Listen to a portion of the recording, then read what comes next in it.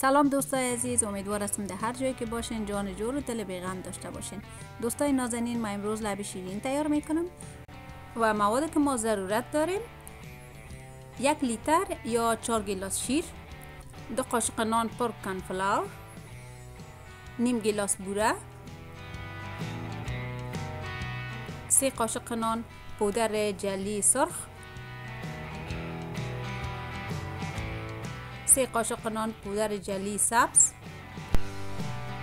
4 قاشق نان شربت توت زمینی و یا روح افزا یا جام شیرین، هر کدام که دسترس داشته باشین، نیم گیلاس کریم یا قیماق تیار، 3 قاشق نان کشمش سبز که قبلا تر شده باشه، 2 قاشق نان پسته میده شده و 2 قاشق نان بادام میده شده، 1 دانه سیب پوست شده و توته شده، 2 دانه کیله حلقه حلقه شده،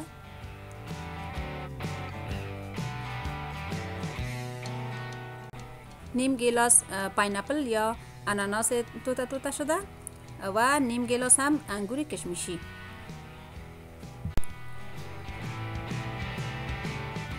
اول ما جلی را تیار میکنیم و نیم گیلاس آب میگذاریم که جوش شود. همین که آب جوش شد ما حرارت خاموش میکنیم و پودر جلی را علاوه میکنیم و خوب شور میتیم تا اینکه جلی در داخل آب حل شود و در بشقاب میکشیم و میگذاریم که سرد شود و بسته شود. به این ترتیب جلی سرخ هم تیار میکنیم و حال شیر و دیگ علاوه میکنیم. صرف مقدار کم به اندازه 4 قاشق نان شیر نگاه میکنیم، باقیش در دیگ مندازیم تا اینکه جوش بخوره. وقت شیر به جوش آمد بوره را علاوه میکنیم و شیر خوب شور میتیم تا اینکه بوره کاملا حل شود داخلش. و حالا همون 4 قاشق شیر که نگاه کرده بودیم بالای کارنفلاور علاوه میکنیم و شور میتیم تا هم کاملا حل شود و این حرارت کم میکنیم، داخل دیگ علاوه میکنیم و وقتی که علاوه میکنیم خوب شور میتیم و میگذاریم برای 2 تا 3 دقیقه پخته شود و باید غلظت شمه قدر باشه، مثل فرنی سخت نباشه، باید کمی آبگین باشه نسبت به فرنی و این هم در ظرف علاوه میکنیم و هنوز که داغ است ما هم قیماق یا کریمی را که داریم بالایش علاوه میکنیم و خوب مکس میکنیم و میگذاریم که سرد شود. قسمی که میبینین جلی ها بسته شده و تیار است و ما با استفاده از قالب قلبک ما چند دانه قلبک تیار میکنم و باقیش خرد ریزه میکنم تا به داخل مواد علاوه کنیم و همچنان از جلی سبزم ما برگک ها تیار میکنم به خاطر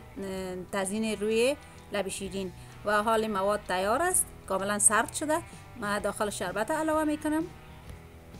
و تمام میوجات هم یکی یکی علاوه میکنیم